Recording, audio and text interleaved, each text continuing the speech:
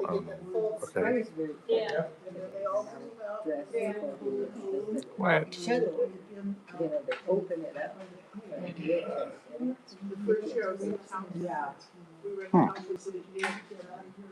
Okay, maybe it's that camera. I'm going to turn this around. This is a very nice one. I like that. All of that. That'll work. They show some good. Cool. That'll be fine. That'll work that way.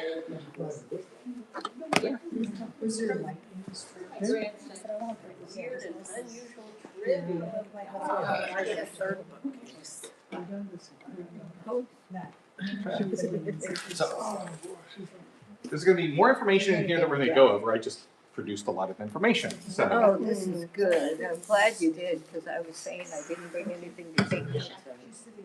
She is cooking for a little weekend look at these. She's doing some cooking. She's doing some massive level cooking for a little. Together. We're going to do the escape. The only problem is, I guess you can't read it very well. Oh no. I do have some.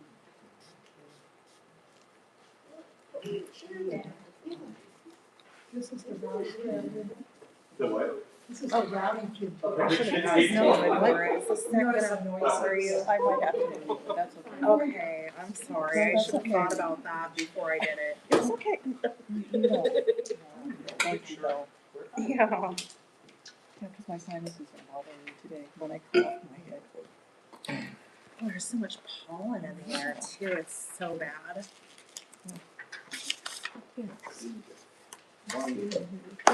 Question I have. Turn that on, will it ruin it? A little bit. We'll try to keep it off. Yeah.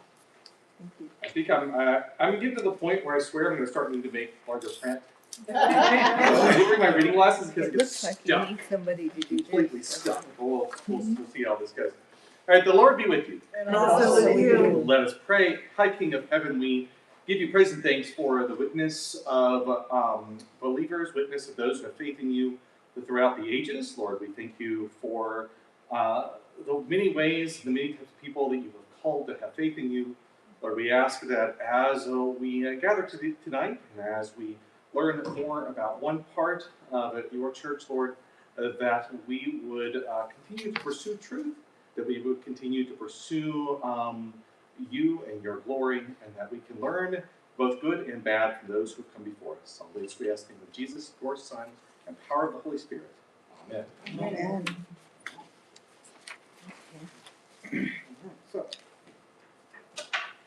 today, part one, high tea and apple pie, is what I'm kind of referring to this series on Anglican Episcopal history. And I thought we would start with Celtic Christianity, because it is a fairly popular topic, I think, a lot of Episcopal circles and Christian circles in general, and since it is connected, to the British Isles, among other places, a good first place to start. Now, but for this, I want to start actually not with Celtic Christianity, but a few hundred years afterwards. In 1191, the monastic community of Glastonbury was doing some renovations.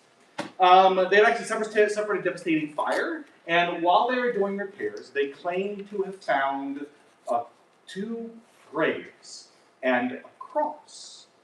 And those 2 graves were they said, to be Arthur and Guinevere. And this is the cross. We don't have it anymore, but that is the cross that supposedly they found. I've given you in here notes, a little close-up of the Latin. Hic aesit sepultus in plitos rex autorius in Insula Avalonia. Here lies interred the renowned King Arthur in the Isle of Avalon. You see, going into the 1200s was a time when people were fascinated by tales of the glorious, magical past. There was a time, they said, when, knights were actually noble, and they went on glorious quests, and they wooed beautiful princesses and ladies. They won renown for themselves. It was supposedly a time of, magic and Merlin and magic potions and the whole 9 yards. They loved these stories. They were stories of chivalry, in fact, hitting into, and particularly through the 1200s into the Crusading era, people were enamored with these tales of chivalry. The knights loved them because it gave them some idea of who they were supposed to be. The church loved them because chivalry was one way the church could start putting a clamp down on some of the worst violence of Western medieval warfare. And, well, ladies loved these stories because, you see, I don't know how many of you read the Arthurian tales that were popular in the 1200s. But very often what would happen is these troubadours, they were called, would go around and they would find a lady in her manor, in her dwelling place. And this lady's husband was off on crusade. It was the 1200s. And so the troubadour made a lot of money telling this wonderful story about a long time ago when there was a beautiful and intelligent lady, you understand. He strums his instrument. And her oafish, boorish husband was off at war. And a young, strapping knight showed up on her doorstep. And you get the tale of Tristan and Isolde, and you get the tale of Arthur and Guinevere, and people loved these stories. It gave them a sense of meaning and purpose. So when this tomb was found, that Glastonbury said, "Here is Arthur, the legendary Arthur. This is Avalon." Everyone from kings to donkey farmers to tailors to all strata of society would visit Glastonbury. And they would remember a time, a long time ago, in a land far, far away, because remember, a lot of these tales were French, who told tales of exotic England, exotic magical England. And they would come here, and they would find inspiration for a golden past, a time when, knights were noble, and ladies were noble, and things were right. Problem is that this was a lie. None of this was true.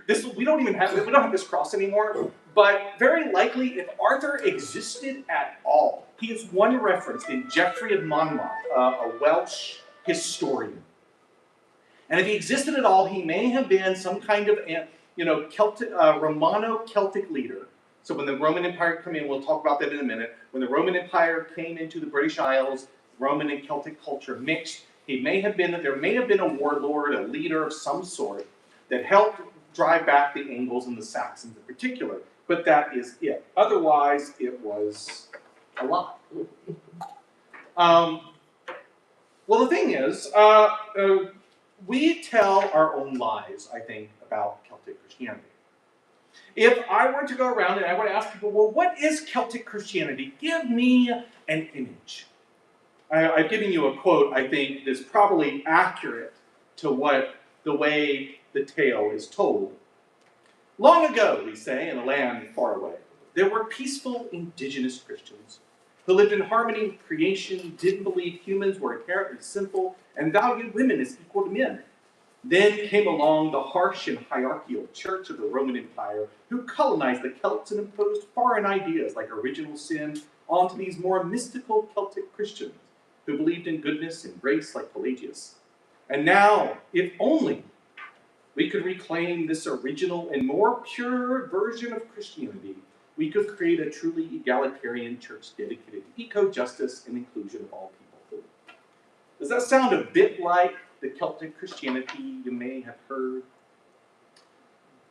Most of that, unfortunately, too, is a lie.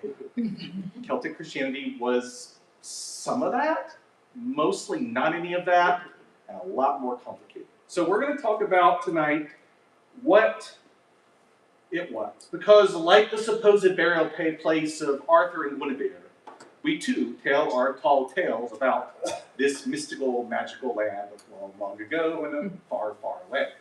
So, I'm giving you a picture here, I think somewhat, perhaps the image, if you think Celtic Christianity, I found an image of what looks like a cross between a bishop and a druid. Yeah. Right? There's the guy. There's who we probably imagine. But let's start with the Celts. Who were the Celts? Well, the Celtic people group actually probably originated in modern-day Austria. The book of Galatians, Galatia is a word kind of for the Celtic people. So the book of Galatians is also written to some of the similar cultural people group as the Celtic people. The Celts are a group of tribes that sort of migrated from that area across Europe and up into the British Isles. This just gives you like the early history. They kind of spread, obviously, where we think of in the British Isles. But they were not the original people group of either Ireland or England or Scotland. In fact, Ireland's mythology, for those of you who know the Irish folklore, has multiple invasion cycles. And some scholars think this might be a sort of memory of several people groups that kind of came into the island. The last one being the current Celtic people, what we call the Celts. They were fairly diverse, though they did share some similar ideas in terms of religion and culture and art. But they were kind of across the whole area. One thing is they did have druids, right? So we think of Celts, we think of druids. Now, almost anything you read about Druidism is guesswork. The Druids, by their own ideology, didn't write things down. They just, it's not as if records were destroyed. It's that they didn't write them down, right?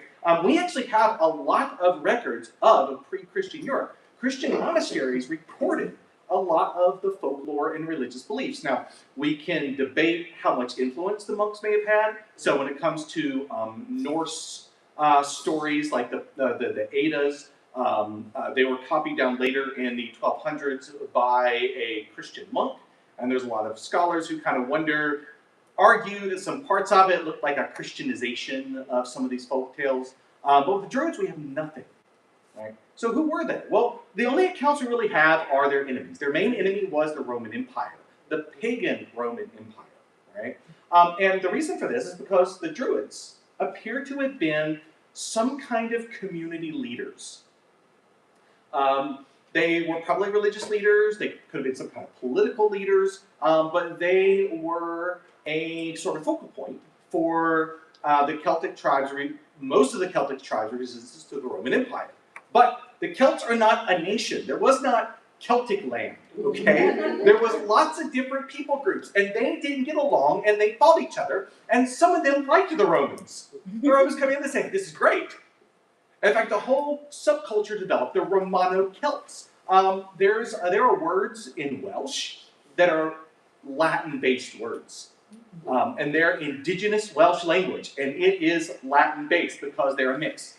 I say this because, so years ago, there was I met this British gentleman who sat there and he pined away woefully for the glory days of England, when England was, this pure culture and didn't have those foreign influences in there. And I had this moment of like, I could pose myself and I said, sir, I'm a little confused because you had the pre-Celtic people, you had then the Celts come in, and then you had the Romans, and then the Angles and the Saxons and the Jutes, and then the Danes, who are at least two different people groups, and then the Normans.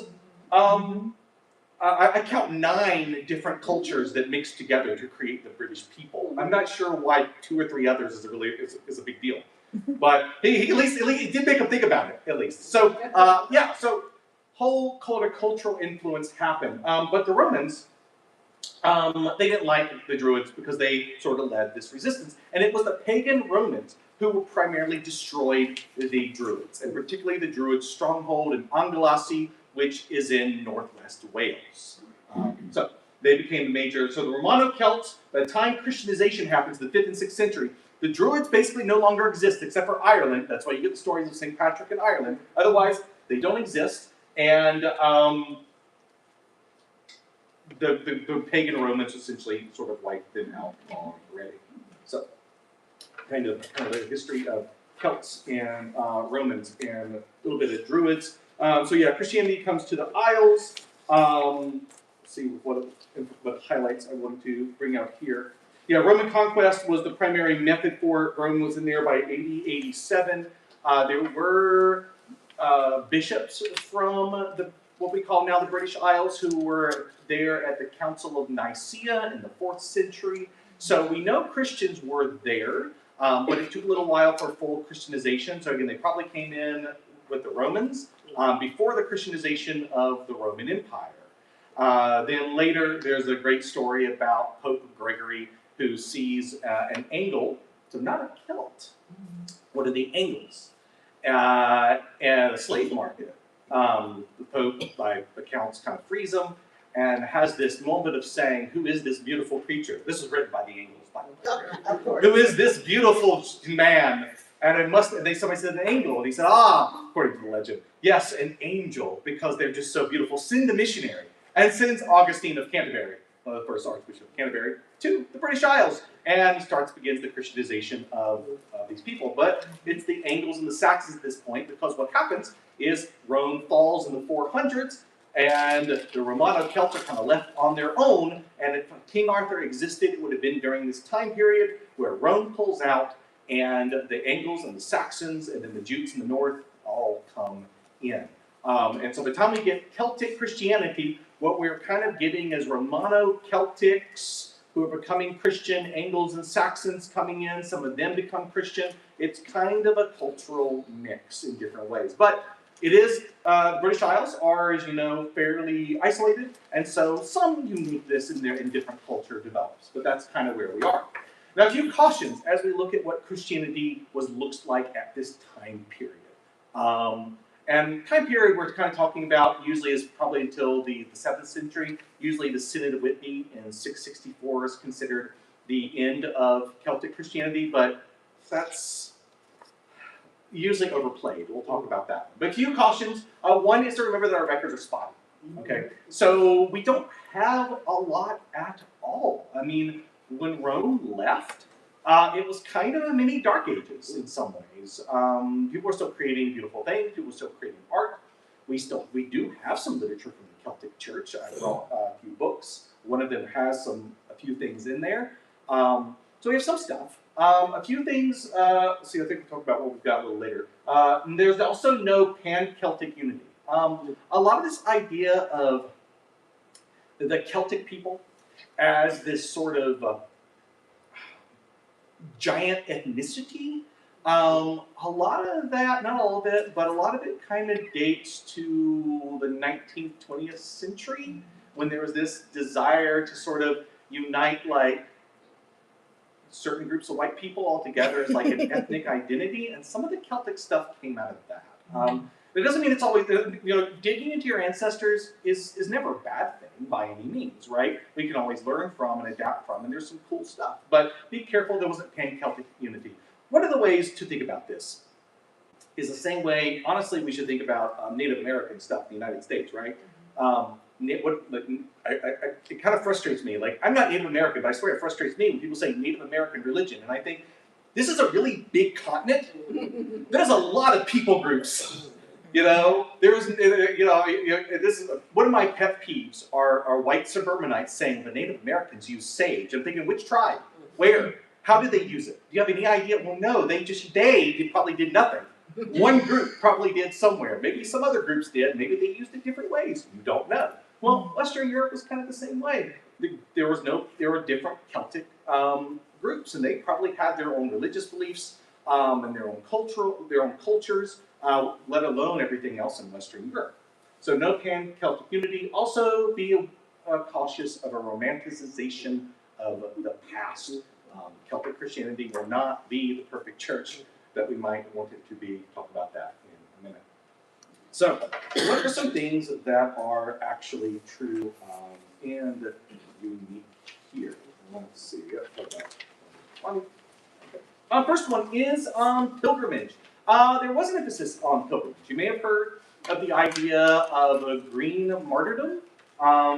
Green or maybe blue, the Irish word for green and blue are kind of the same word, apparently. And there was also white martyrdom. And these were sort of Celtic ideas of, so what happened, obviously, is in the early church we had martyrs, right? People who actually shed their blood. And as the church became the dominant culture, no one was being martyred anymore, which you think would be a good thing. But, people long for the glorious past, right? Back when people had the faith of martyrdom.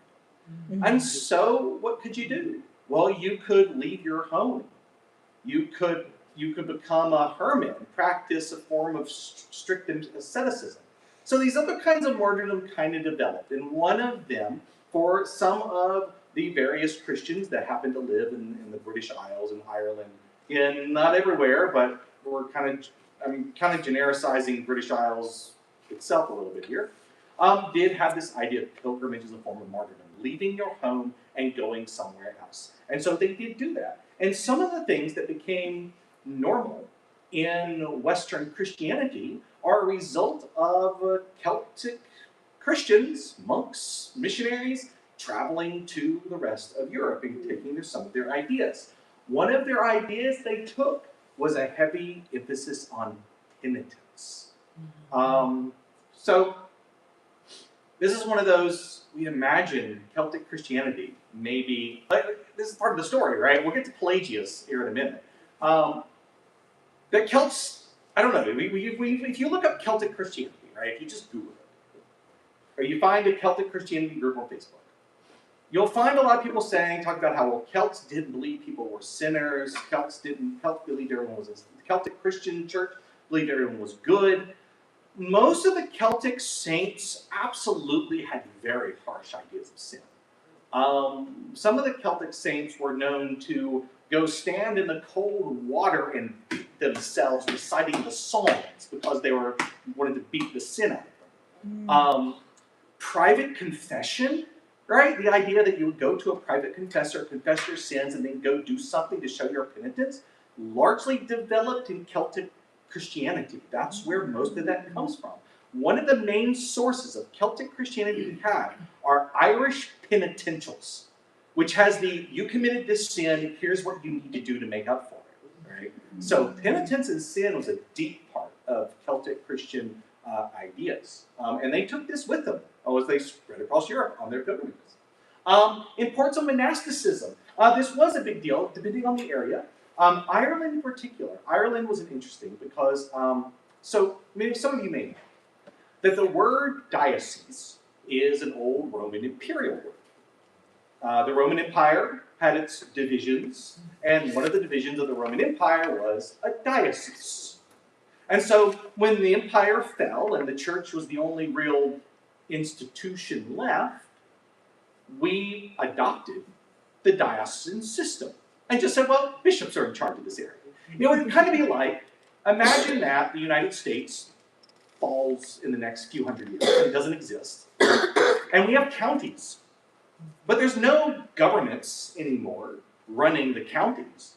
But we decide it makes sense, so we're going to put a bishop as counties, right? And we have a bishop of Pierce County. And then imagine 1,000 years from now, no one uses the word county anymore. And now it's become a sacred ecclesiastical term. The Holy County of Puget, right? It was just a term. Well, Ireland didn't have, for part of Ireland's history during Christianization, they were partly nomadic. And so the chieftains kind of traveled around. And so the bishop didn't really have a diocese, they kind of traveled with. But monasteries were stable. And so monasteries became a stable part of the landscape. So that was an interesting little thing in Ireland. But overall, monasteries were very popular. Monasticism was very popular in all of Christendom, Western Christendom, but particularly among Celtic Christians. That part is true. Then places. I put a question mark. I have not been able to find too many places that talk about that per se. I did use this here on small details. They certainly believed in, you have holy wells all over England. You also have holy places in all of Western Europe. So maybe the Celtic Christians called them thin places. If you want to call them that, that's fine. But it doesn't seem, I'm a little unclear how unique the idea was to Celtic Christianity, or if that was just a general Christian view. Everyone believed in sacred wells, and everyone believed in, sacred caves. There's Mount Gargano in Italy. So if you go online, pro tip, by the way, if you want to buy relics, I know where to buy relics, thinking of going into the Middle Ages. And I haven't bought any, but one of the best places to buy relics is actually eBay. There is a thriving relic trade on eBay. We have not changed, in forever. And you can find relics of St. Michael the Archangel. And you're thinking to yourself, how in the world did they get a relic of an angel? Well, according to the legend, he stepped down on a place at Mount Gargano, Italy, and what you're getting is a rock from where he stepped. The point is that lots of Western medieval Christendom and early Christendom believed in sacred spaces, so I'm not sure. So I put a question mark on thin places. They may have used that term, but I'm not clear that was all overly that unique. The tonsure, I left out tonsure up here, but one of the things that was different, so this is going to blow your mind. So the Synod of Whitby, which according to kind of Episcopal and Celtic Christian legend, is when the Roman Church ended Celtic Christianity. That is usually if someone thinks of someone, you read the timeline, you read the mythology that we've created of the Celtic Christians, that's usually the end point.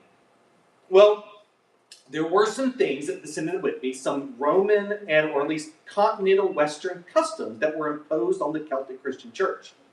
Do you know what those were? One of them was the tonsure. This is what the tonsure was. You see, continental Europe, if you were a priest, a cleric, right? So one of the things that happened is if you were entering holy orders, you shaved part of your head. Continental Europe shaved the middle. Celtic Christians shaved the first half. That was it. That was what the debate was over. That was one of the big things. It was a difference, yes, but this wasn't a major difference. It wasn't two different kinds of Christianity, but that was one of them. So I left this on the small things that I actually wrote down over here.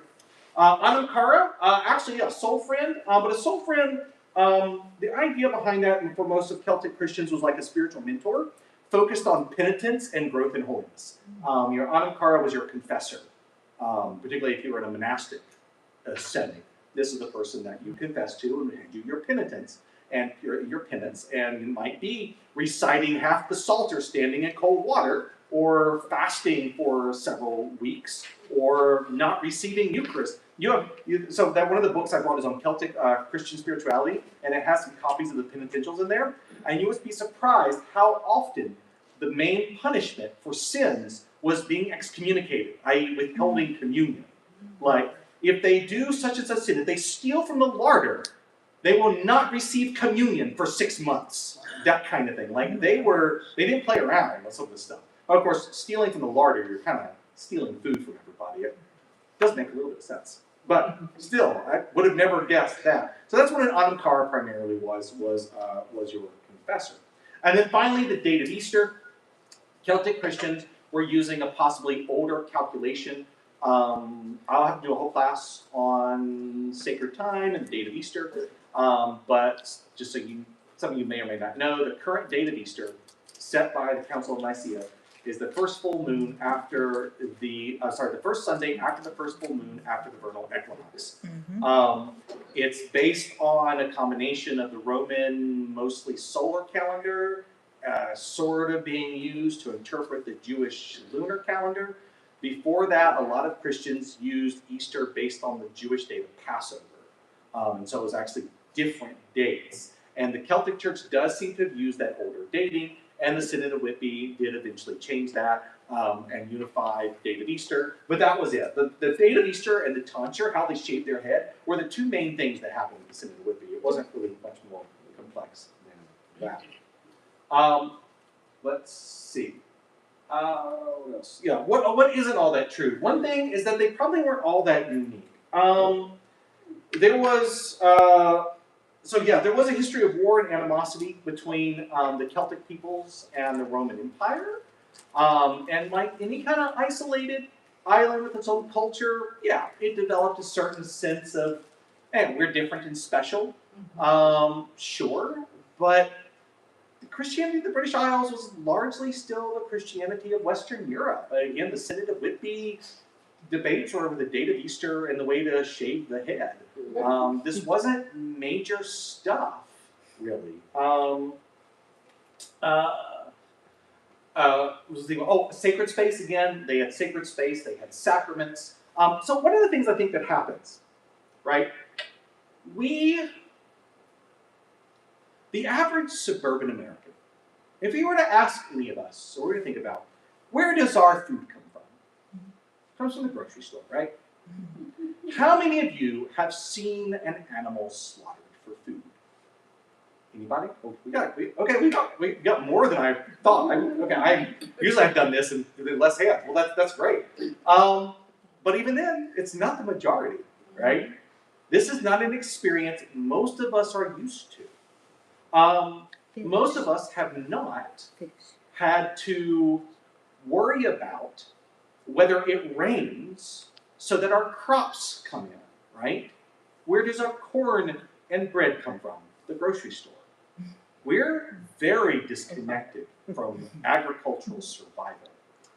Western Europe was deeply agricultural. In the 1400s, England estimated about 6 to 7% of the population was in a city. That was it. The rest of the population was agricultural. All right. So when your survival is dependent on harvest times and when to plant seeds, you care about seasonal changes, right? The equinoxes and the solstices are not, they're not pagan things. They're the way reality is. You care when the solstice is for the same reason you care when the sun's going to come out, when it's going to rain. Because this is the seasonal changes that your entire survival depends on.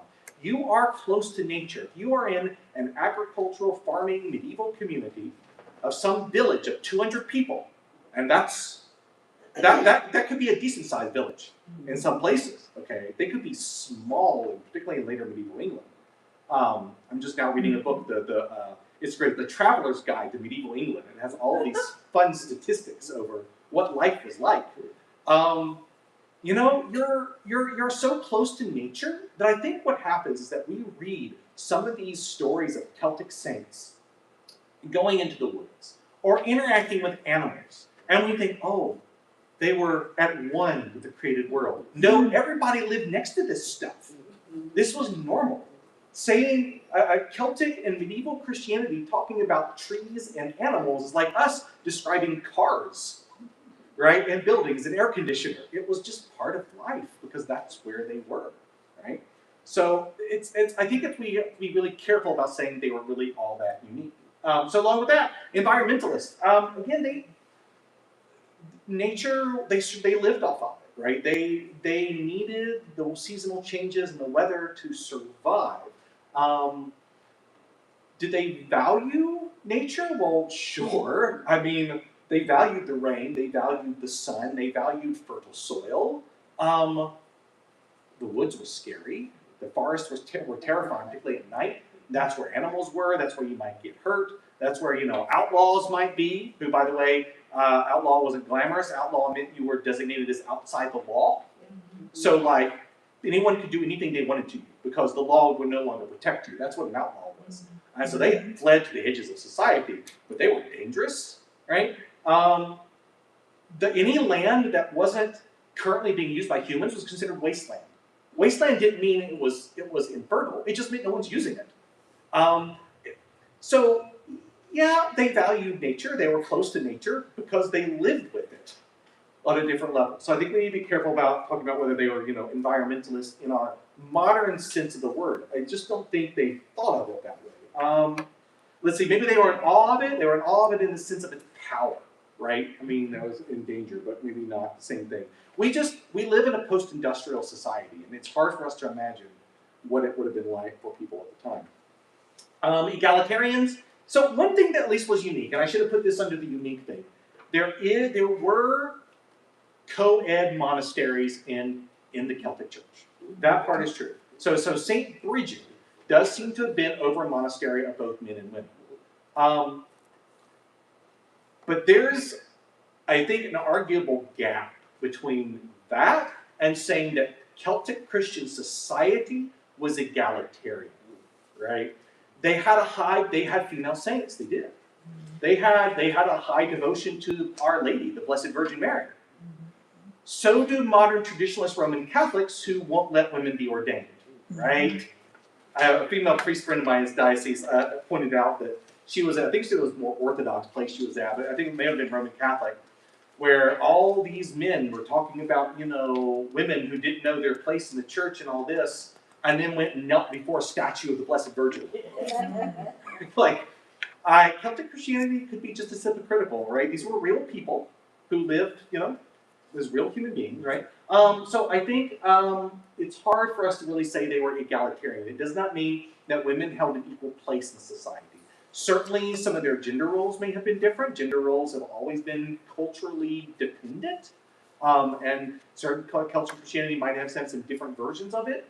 But I think it's a stretch to say they were egalitarian. Again, most they had was co-ed monasteries. Co-ed just means that they were still separate, by the way. They didn't mix together. It was almost like a double monastery.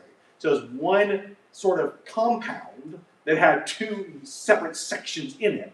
And the administrator could be an abbess in a couple of rare cases.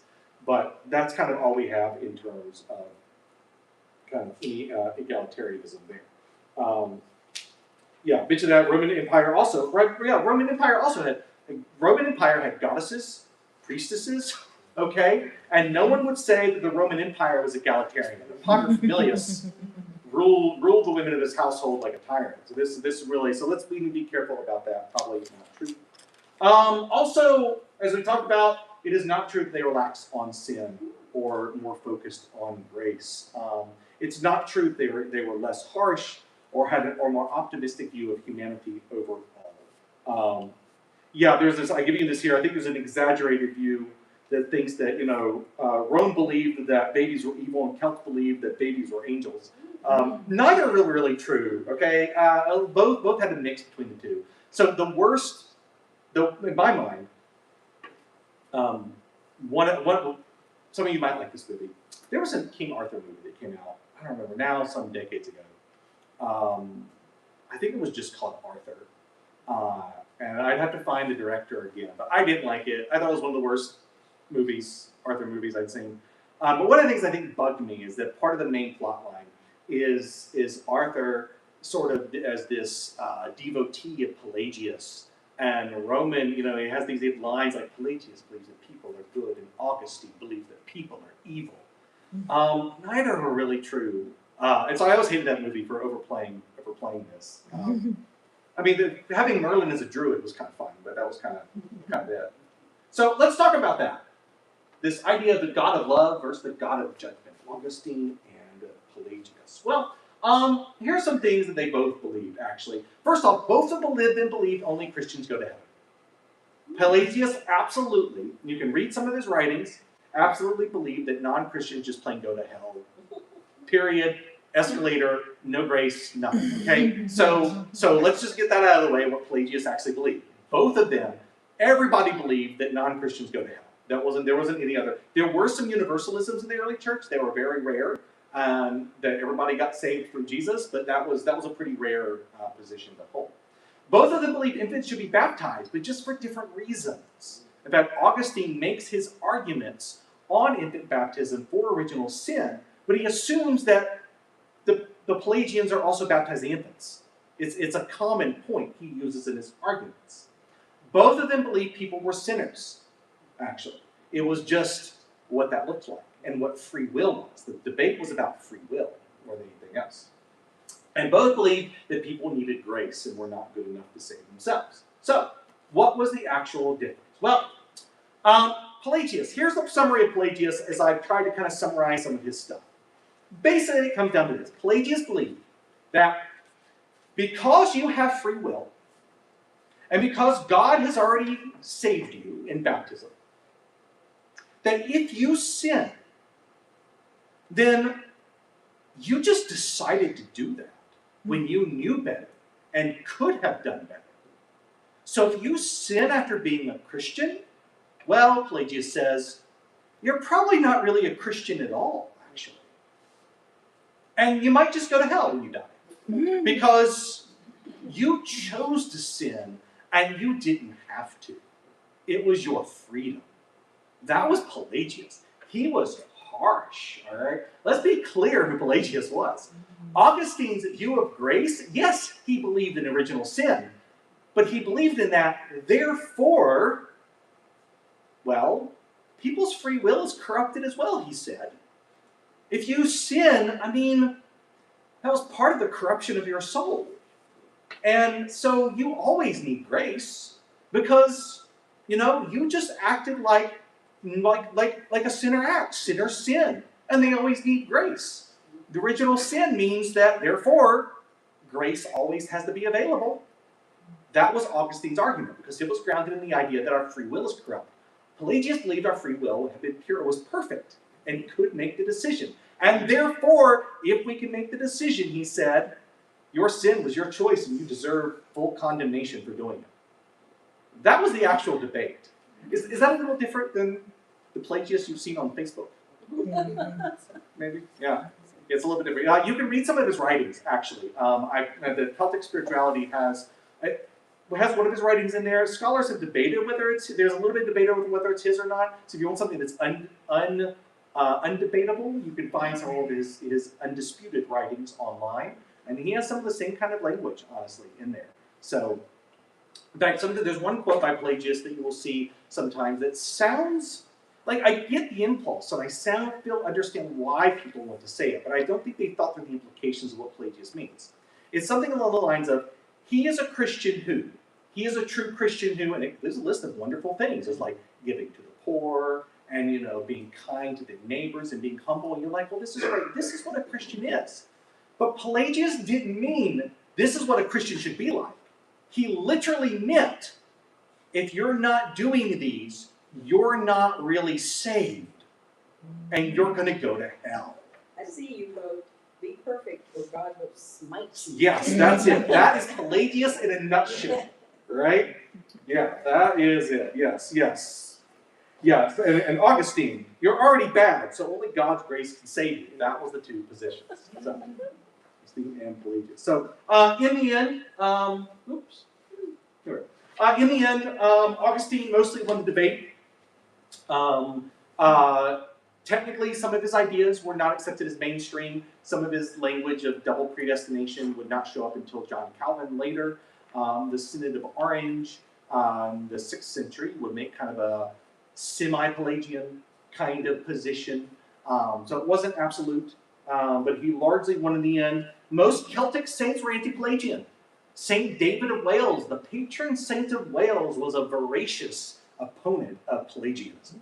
And you should read St. Patrick's Confessions.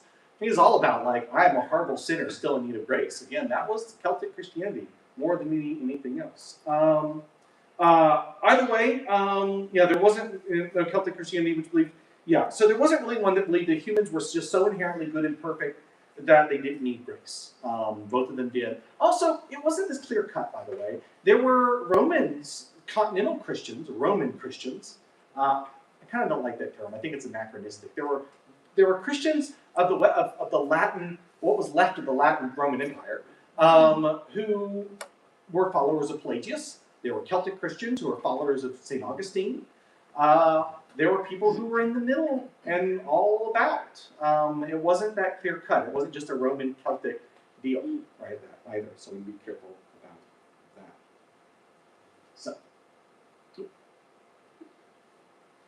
So for the last part, then we've kind of talked about what Celtic Christianity was, what it wasn't. Some of the things we've told about Celtic Christianity, the folklore of the Celtic Church. And I realize that in a lot of this, I basically spend all the time doing, well, unfortunately, what people who sometimes dive into this stuff do and deconstruct everything. And so you might be wondering, well, then what's left? Maybe you're here, maybe you think, well, Celtic Christianity is an important part of my spirituality. And so I want to leave with something else. And I spent some time writing this. I think I'm just going to read it. We now come to the end of our journey, and you may be feeling that you discovered more than you expected and less than you hoped. Much of our idea about the church among the Celtic peoples is rife with ahistorical assumptions, speculation beyond the sources, and more smoke than fire. No Fisher King, that's a reference to the Grail legend, if you know, greets us here at the end. No Christian Camelot existed. No Celtic Christianity waits for us as a minority report, with a life of ecology, equality, and modern cultural values. The mist departed, and Avalon is missing. Is that it then? Do we return as defeated knights on a quest of failure? Perhaps the journey can be more valuable if looked at differently. The tomb of the legendary King Arthur may have been a lie, just the cynical cash grab to prop up a failing monastery. But for the thousands of serfs and clerks, tailors and gong farmers, villeins and vagabundi. Vagabundi were wandering clerics. Did not have a home. Yes, vagabonds. What is a gong farmer? I was hoping someone would ask. A gong farmer was a medieval person who took care of human waste and sold it. Yeah, it was actually pretty valuable. In the later Middle Ages, the Gong Farmers Guild could be very wealthy because human waste was used in gunpowder. And human liquid waste was used in the tannery to make leather. I'm so glad I asked. It was a very common profession in medieval Europe. I like throwing in little historical tidbits.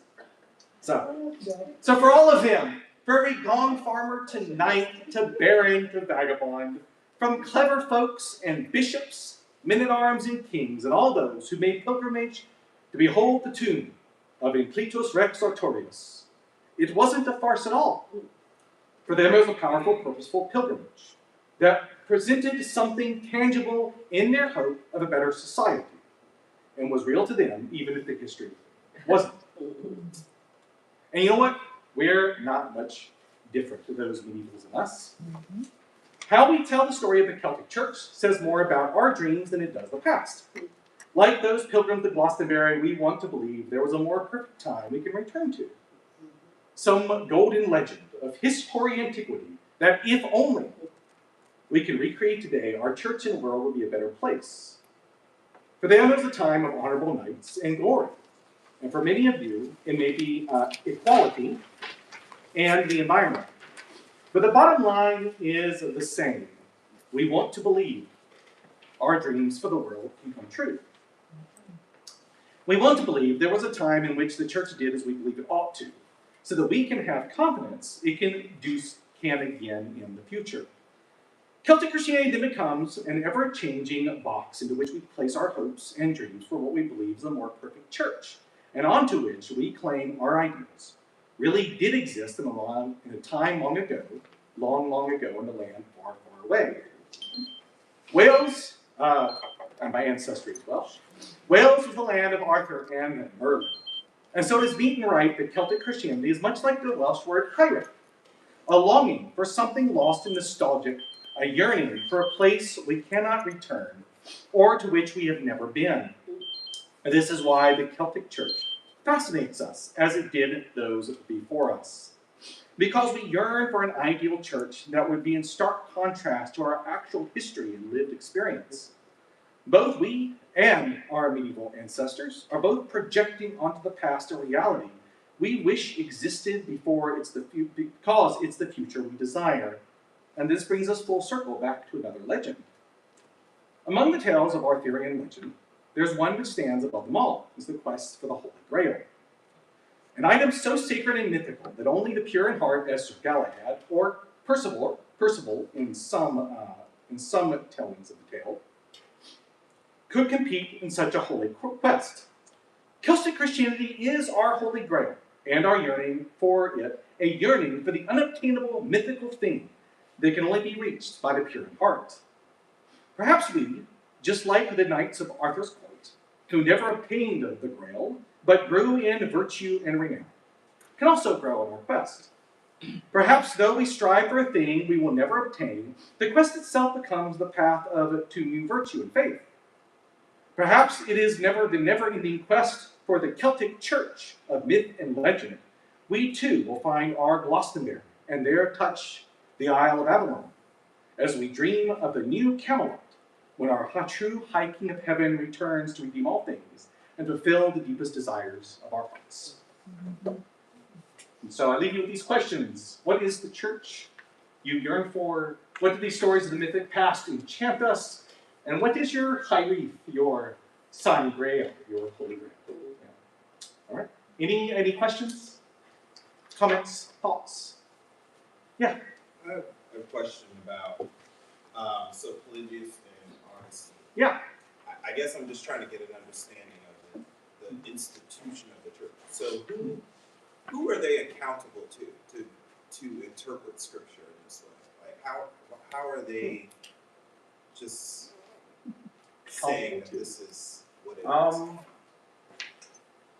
They're accountable to the debate, and if there had been a church council. So later the Council of Orange would kind of make a decision. It was a local council, not a universal one. So it didn't hold the same, say, authority as the ecumenical councils, the Nicene Creed. But there wasn't really like an authority structure above that, other than a church making a decision, like a council could make a decision. Theoretically, I suppose the Bishop of Rome wished that they. Okay, so let's. One thing about, I think, particularly our position as non-Roman Catholics. The Roman Catholic Church. Let me back up. The papacy. The papacy wishes it had the power in the Middle Ages that we often think it did. Okay? The idea of the Roman Catholic Church as sort of this over-encompassing authority with this Pope who was proposed bishops and told bishops what to believe and all this is kind of a later development, particularly Reformation era, or at least late medieval when the power starts to consolidate. At this time period, in some ways the bishop is just one of the really important bishops of the church, the Bishop of Rome. So there were 5 major bishoprics in the church, the 5 patriarchs. What did that do? And apparently lost most of the bottom of the motorcycle. Well, Thank God he was okay. Yeah. Seriously.